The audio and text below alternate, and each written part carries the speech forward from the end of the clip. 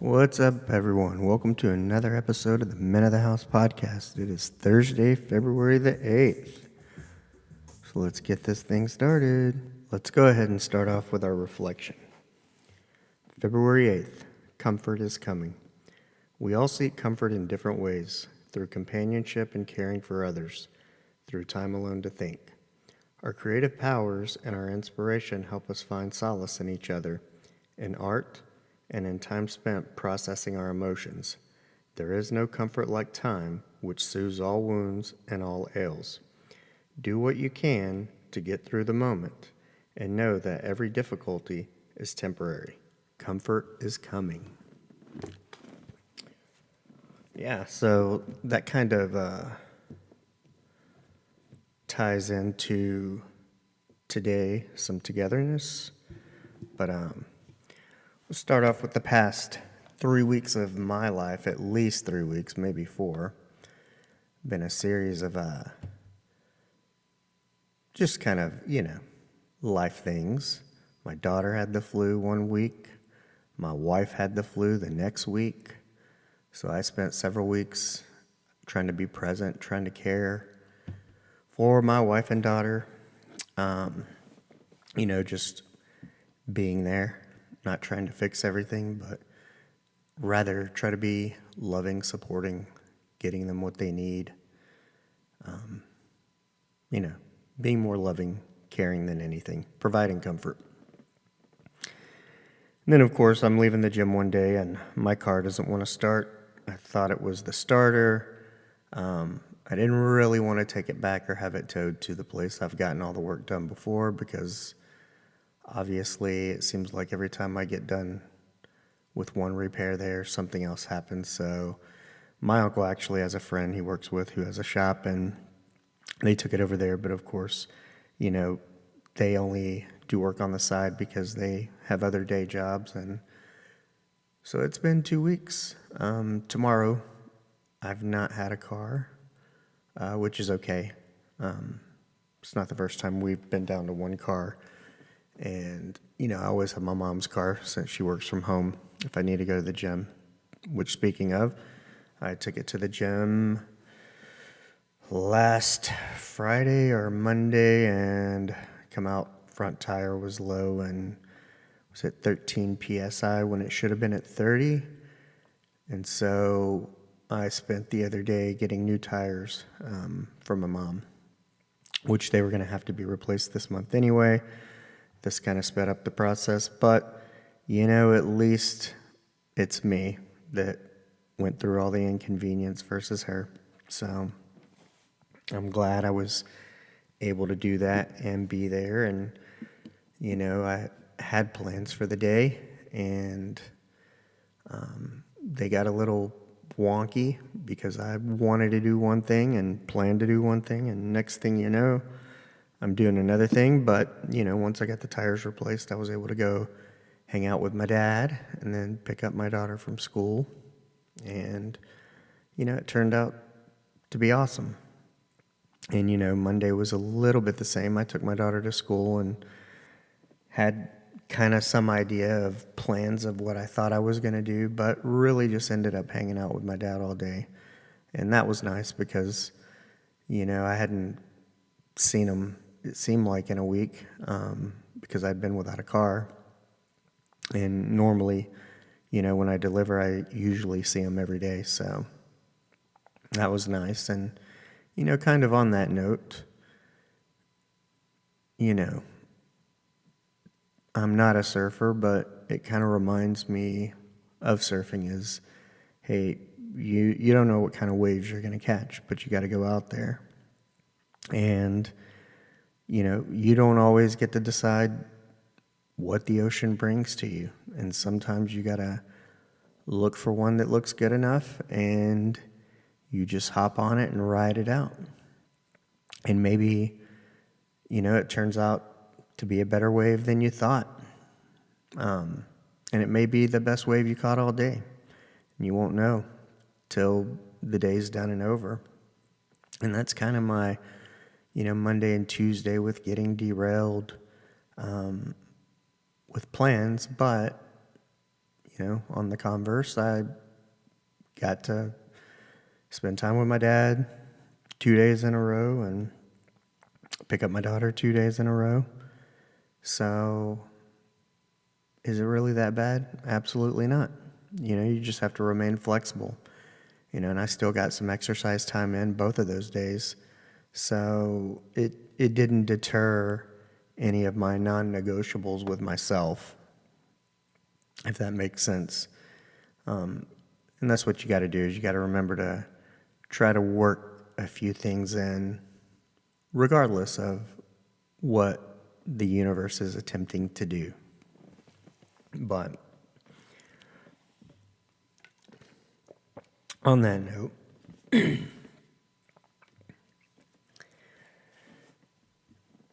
not having the car has been a little bit of a blessing in that, I've done the Uber thing and I enjoy it because it's downtime. I get to listen to podcasts. I get to do nice things for people. Drive around. It's relaxing. But, the money's okay. Not super great, but rather okay. And, and looking at that, I'm ready to pivot and, Uber on the side, but I'm ready kind of to jump back into doing work, some sort of hybrid, remote, possibly travel, but that it's the idea of, hey, if you want to make money behind your computer, then you need to be behind your computer. And, I was spending probably less time than I needed to because I was Ubering quite a bit. And, it did serve a purpose. But, with all the car issues and sinking a lot of money into it, I don't want to rely on it anymore to make my living. Only on the side. But the fact that I haven't had a car for 2 weeks has kind of forced me to spend more time behind the computer, looking for whether it's jobs, taking care of computer-like things I needed to do, changing insurance, because rates are going up so damn high everywhere, it seems like. Working on the podcast, looking up different things for that, spending time on TikTok, trying to be going lives, get out there, kind of get the podcast out there, be present, be seen, so more people know about the podcast. But,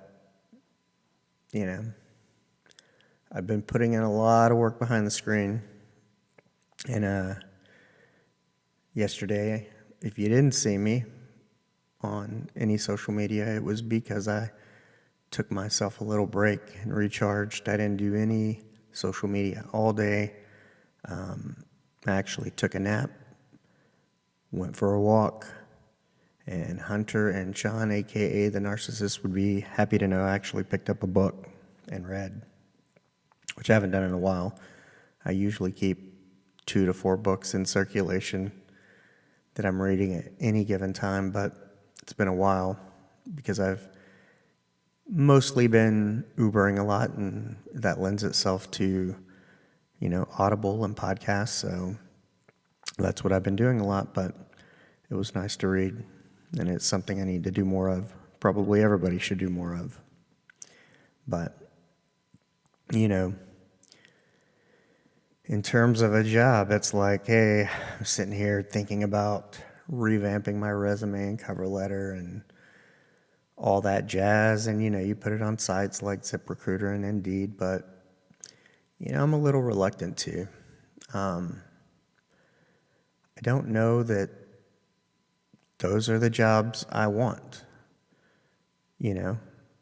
or those are not the people I want looking for me. If I put my information on those sites, then probably the kinds of companies I don't really want to be working for are the ones who are going to find me and come looking. And, I don't really want to attract that kind of stuff into my life. I mean, it's like a willing participation. I mean, if you signed up for, Match.com or Tinder, you know what you're there for.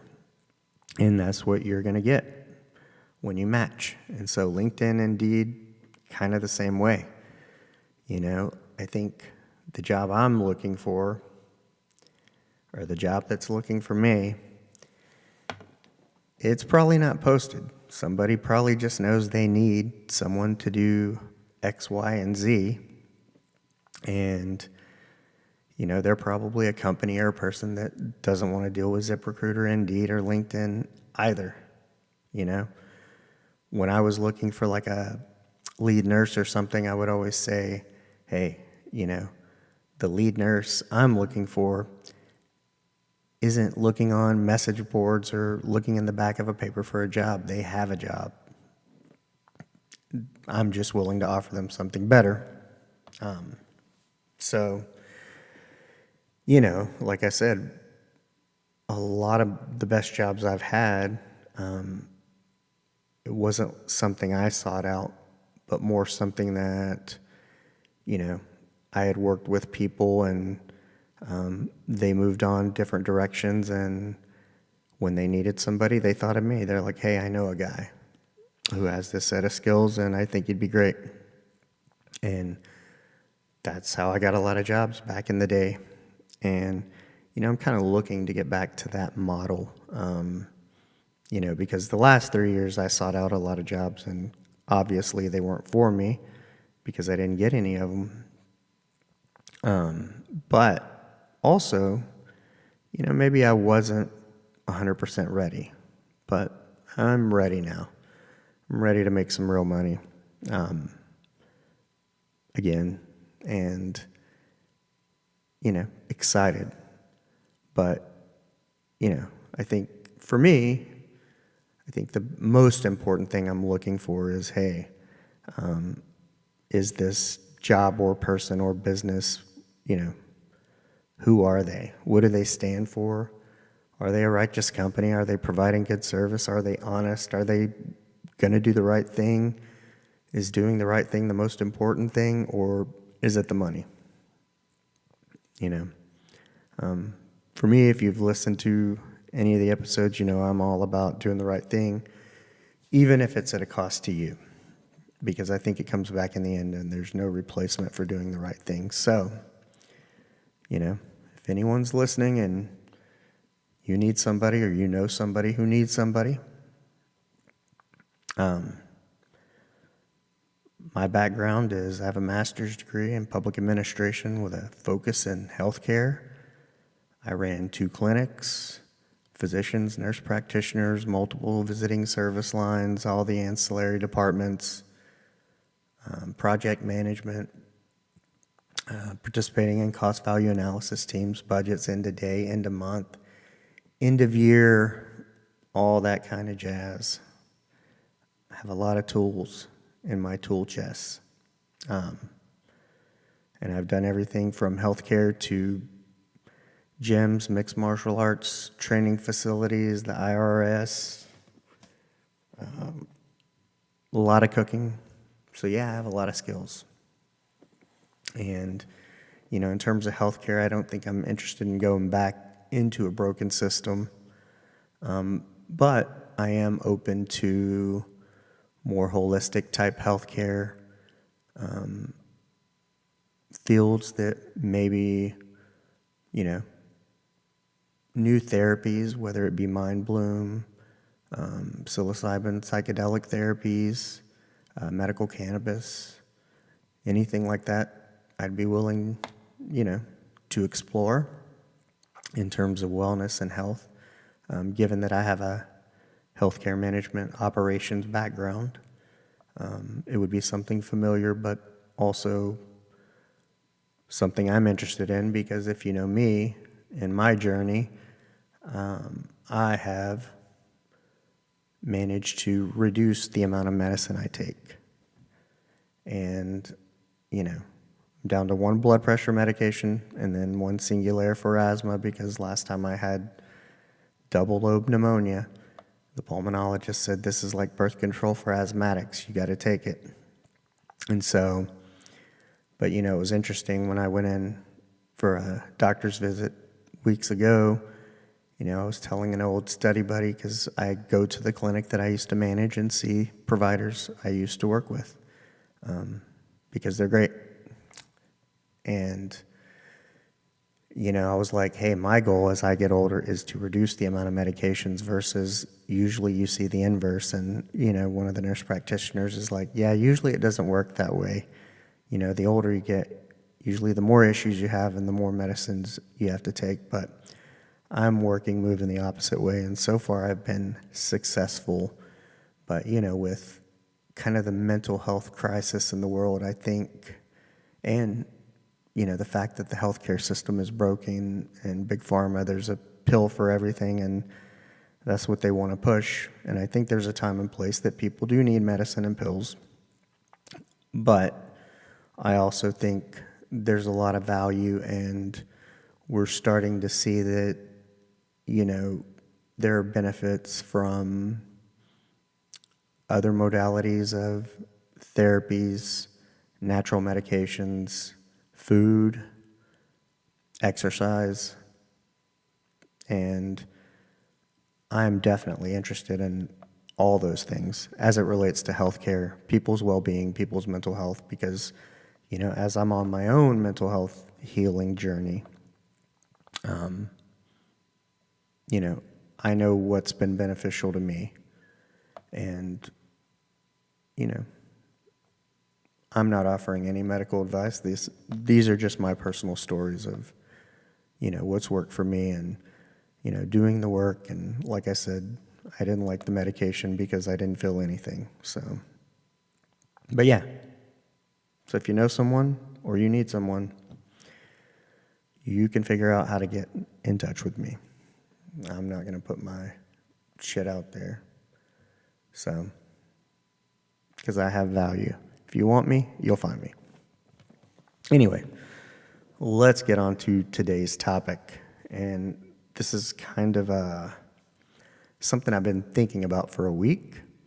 I think I have maybe like some views, but this is also kind of a episode maybe to make you think about things, and also possibly something to create discussion that we could discuss further, be it through one of the platforms, TikTok, Instagram, or you can leave a message, or there's usually a poll at the end of the survey. So, all right. What I've kind of been sitting with for a week is this notion of what is it about healed people and or people who are currently healing, what is it about them and their passion to help others heal? It's like almost being described as somebody who finds the Holy Grail and wants to share it. But you definitely, you might see therapists and whatnot who've had their own trauma, and that is what drove them to become therapists, so that they could help others. I feel like, having worked at gyms and been a personal trainer myself, and part of my journey was, hey, I was in a very unhealthy place, came in and lost like 38 pounds while I was finishing my education in health and kinesiology, and then I became a personal trainer. Because that's what you want to do. You see it in the fitness industry where People, they lose weight and then they just, have this fire and this passion for helping others because they understand what it's like to not feel great about yourself, to wake up not feeling physically great, or the additional weight that, it puts on your joints and all the pain and the mental and the struggle of, finding balance and a diet that works for you and getting through the soreness and the consistency and the motivation.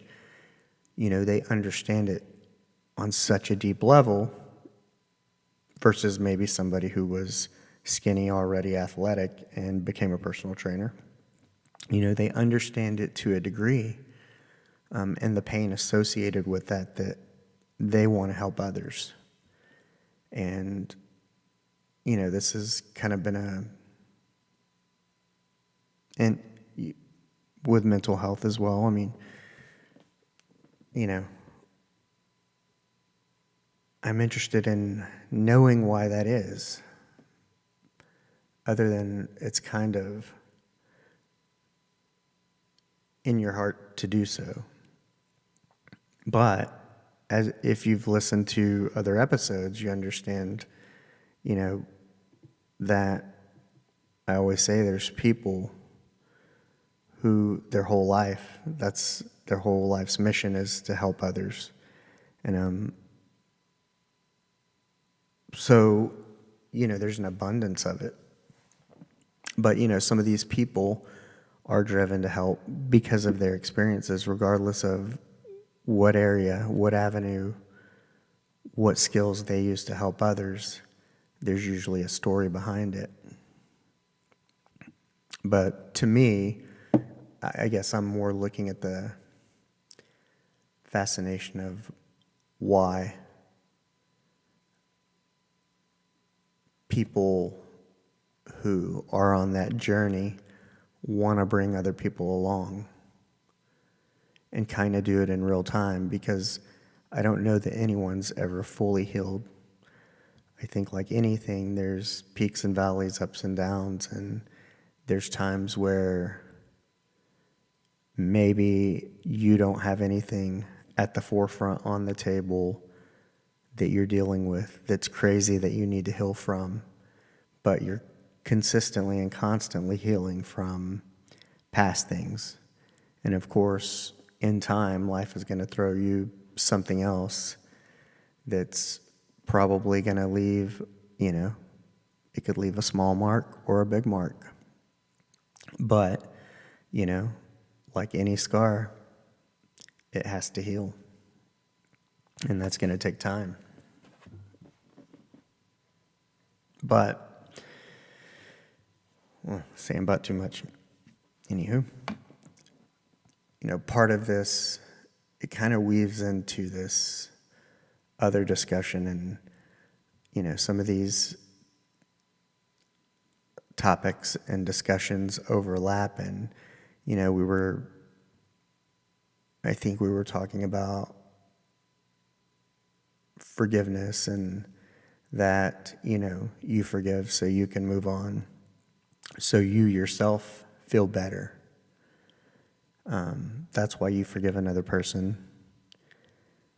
And I feel like it overlaps in that I want to say part of the discussion was somebody brought up, like, if somebody feels bad, you want them to feel better. You're being empathetic. If you have empathy or you're an empath, like which I am, and a lot of people who want to help people and care for others, they're empaths. They're able to feel those emotions because they've been through them themselves. But, I want to say that in the discussion, someone said that a lot of times we want others to feel better so we feel better, because it's uncomfortable for us to see someone else in pain or not feeling well. And so I thought that was a interesting take, because initially for me, my thoughts are, no, I actually want the other person to feel better. because I care. My life is about service. Anytime somebody came through the ER or just even the clinic, your goal is to help them feel better.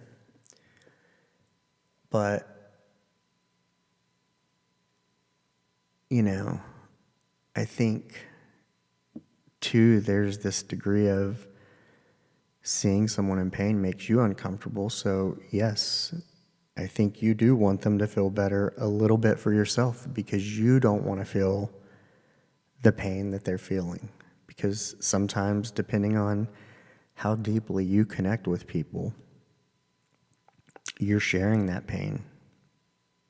And sometimes that's what you're there for, is to take a little bit of it because another person can't handle all of it themselves.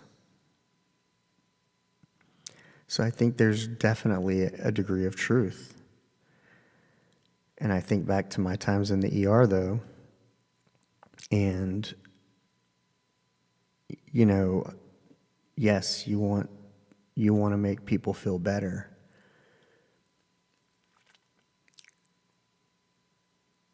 But I don't know that I ever correlated that I wanted them to feel better, so I felt better.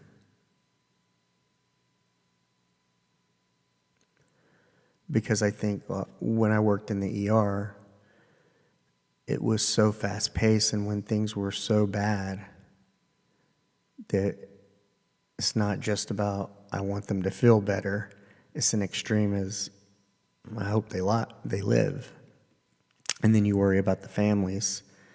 But it's so chaotic and such a fast-paced environment. And I would say that I don't know if because you think of it maybe on a professional level, that was my occupation.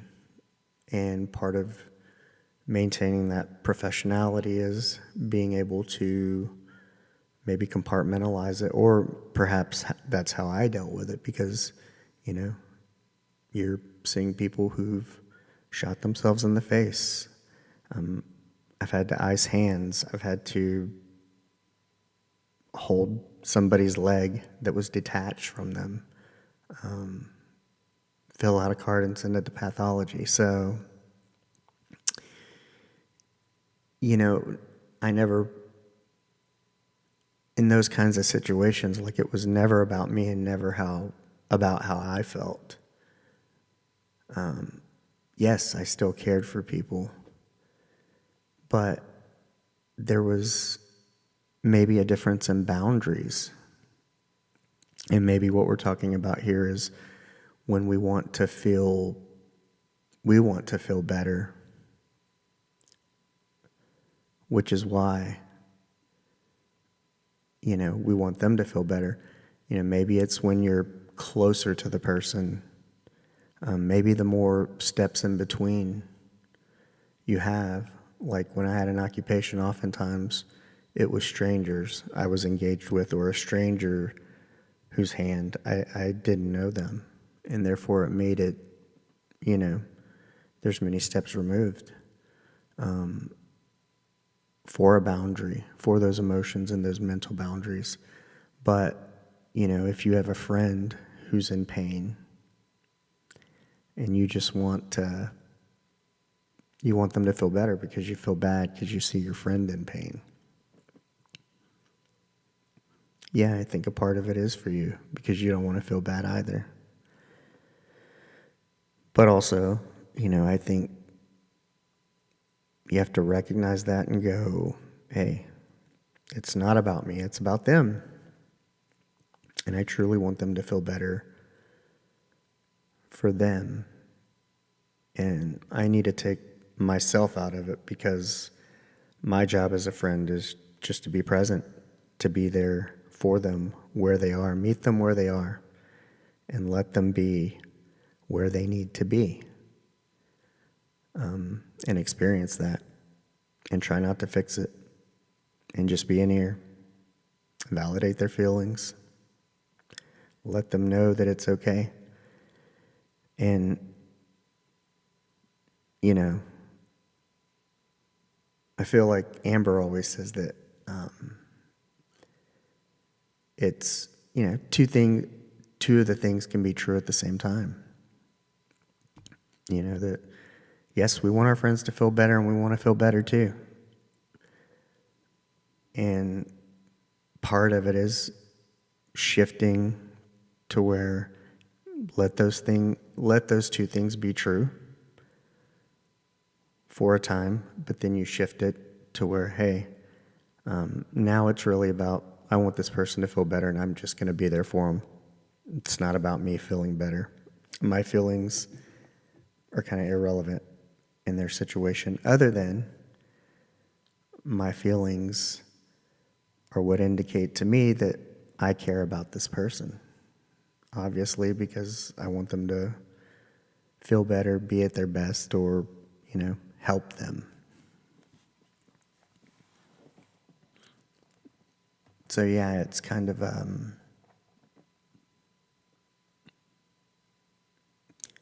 do we do it, like forgiveness? Do we help people for ourselves to make ourselves feel better? Or do we help people because we love people and we truly want to help? And I think a little bit of both are true. Because I think when you go on those journeys and your spirit, your passion becomes to help other people reach a place of peace and calm, or weight loss, or goals in their own life, you're helping them because, hey, you've been through it, and I want to see you succeed as well. But then I think the unintended outcome, or maybe intended, even though, yeah, we get something out of it, is in return, we naturally feel better about that because, and there's nothing wrong with that, because, not being selfish, helping others, giving a piece of yourself to others, being open, giving your time, which is your most valuable asset because you never get it back.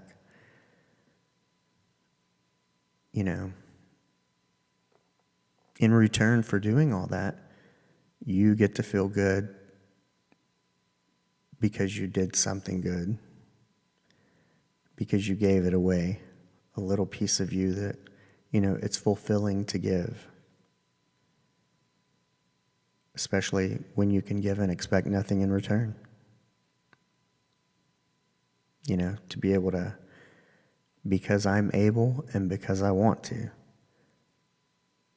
If I give somebody something and they're like, oh, you don't have to do that, and why would you do that? Or, well, because I can and I want to. And those are the only two reasons I need. You're not allowed to take that away from me if I'm giving it to you. It's not your decision.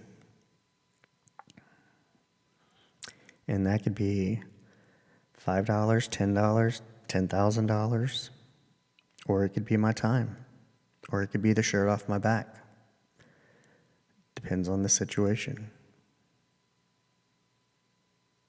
But yeah, this is what I've been thinking about for about a week now. And, I wanted to record it while I was on fire in the middle of the topics, but things kept coming up. But I woke up pretty good mood and been listening to a podcast before, kind of preparing. And, I was listening to, let's see what it is. It's Chris Willis and Modern Wisdom with Dr. Joe Dispenza. And, there was a part I was listening to this morning that kind of fed into this. He said, people heal people. And they talk about this energy of, getting a group of people together, emitting energy, whether it's 10 people praying for one person, how that positive energy can make a difference. And some people think it's woo-woo shit, and some people find truth and validation in it. that, what your brain thinks is what it is. But,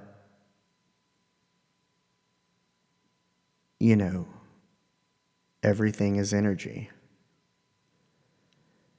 And, if good, positive people take on these roles of caring and healing other people because that's their passion, that's their gift, they're vibrating at a frequency of total love that helps that. And when you get like total love and a bunch of people vibrating that, then yes, it has the power to heal, the power to change. And, I'm no scientist, but I'm educated and I'm pretty sure you can measure energy. And, think about it. If you went to a cemetery and you measured energy there, the energy is probably going to be lower. Maybe unless you're a ghost hunter, you have thoughts on that kind of stuff. Or let's say maybe a hospital ward where everybody's sick, the ICU.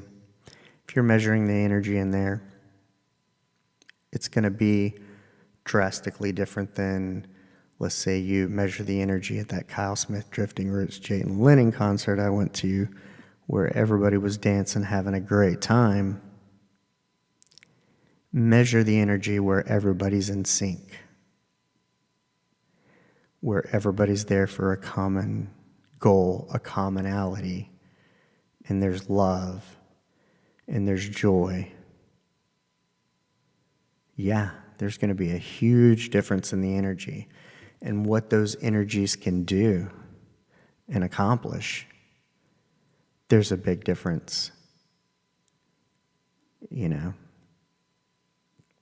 it's kind of like why we do this and why we connect with other people who are out there trying to help spread positivity and change. Because of the way the world is right now, we need more love. We need more higher vibrations. We need more people together. If we want to change the world that we're in, the circumstances and the situation that we're in, it's not one vote, one person. It's groups of people coming together, attracting more like people, kind of like imaginary electrons sticking together, and then raising that vibration and emitting those high frequencies, those high vibes, the love, the caring, the compassion.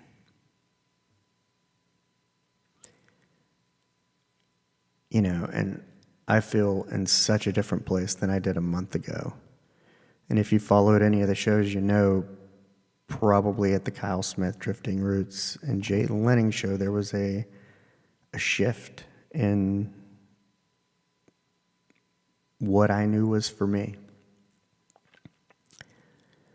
But now the real work begins, and, but I think that's why I've had the challenges that I've had, but they just haven't bugged me to a degree that they used to, because you know what? I'm not going to vibrate that low. I'm going to keep my vibrations high, my spirit as positive as I can, my energy up. And sometimes when I don't have enough, I'm going to recharge like I did yesterday. And lucky for me, I'm part of a community, the Podcast Connection Network, and other people I see in live TikToks. If I come on your live and invest my time and energy with you, then that means I value you. And we're all in a collective that I know sometimes if my energy is low or my vibes are low, I can go there, and that's a way to get recharged as well. And anybody listening can do the same, be part of the same. Go out, follow the Podcast Connection Network, follow all of our podcasts. But, if you go on TikTok and you can see Amber, Heather, Hunter live, and there's some other great people out there live that have some good stuff. You got to sift through a few, suspects like you do anything. But once you find your people, your vibe, your tribe, it's a place you can go, and it's a safe space. Be who you are, connect. Get a little validation. Be seen, be heard where you are, and be okay. And that provides you with a little recharge as well. So, on that note, go check out the Podcast Connection Network. Hot Mess Espresso, connection over perfection. Everything is connected. And then more important, I know I've said a lot of different things. Maybe some of them make sense, some of them don't. But I think this episode is also to make you think about who you are, what you're about.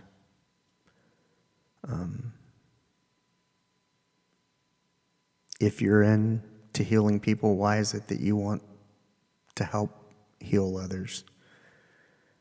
Because yourself, or are you a totally healed person that has it all together and you're just offering your love and skills to the world? So, I'd definitely like to know your thoughts.